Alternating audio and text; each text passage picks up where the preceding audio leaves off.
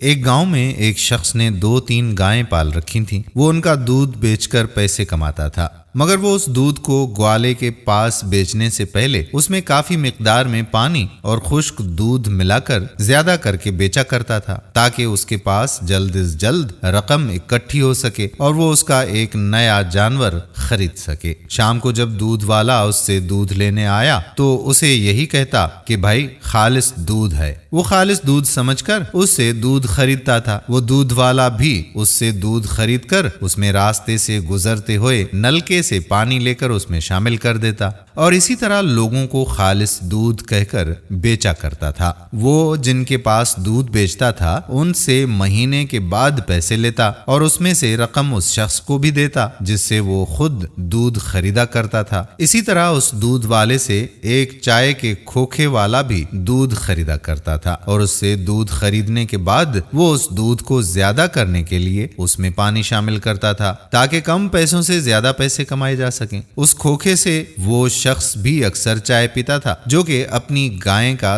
دودھ گوالے کے پاس بیچا کرتا تھا۔ جب وہ چائے پیتا تو اسے چائے کا ذائقہ بہت برا محسوس ہوتا۔ اس شخص نے اسی طرح دودھ بیچ کر کافی رقم اکٹھی کر لی تھی اور وہ اب نیا جانور خریدنے کی تیاری کر رہا تھا، مگر ایک دن جب وہ دودھ نکالنے کے لیے جانوروں کے باڑے میں گیا تو اس نے دیکھا کہ اس کی تینوں گائیں کافی بیمار تھیں۔ وہ کافی زیادہ پریشان ہوا، ان کو ایک خطرناک بیماری لگ چکی تھی۔ اس کے سارے پیسے ان کے علاج معالجے میں خرچ ہو گئے۔ اس طرح اسے اس کے کیے کی سزا ملی اور اس کی جمع پونجی بھی ان کے علاج میں خرچ ہو گئی، اور اس کے نئے جانور خریدنے کے خواب بھی ٹوٹ گئے۔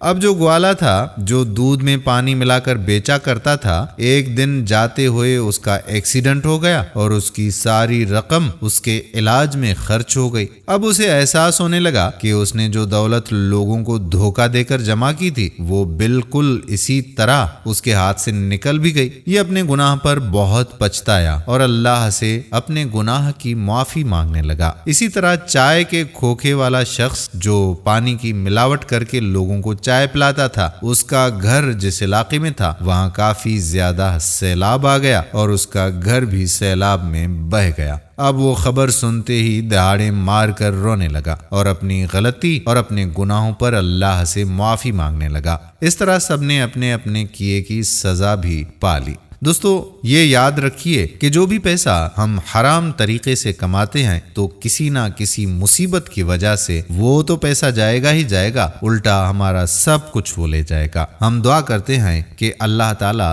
ہمارے رزق حلال میں برکت نصیب فرمائے اور حلال رزق کمانے کی توفیق عطا فرمائے، آمین ثم آمین یا رب العالمین۔ دوستو، اگر آپ کو یہ ویڈیو پسند آئی ہو تو اس ویڈیو کو شیئر ضرور کیجیے گا۔ آنے والی ویڈیو تک آپ کا اپنا میزبان قادر بخش کلہوڑو آپ سے اجازت چاہتا ہے۔ اپنی دعاؤں میں یاد رکھیے گا۔ اللہ حافظ۔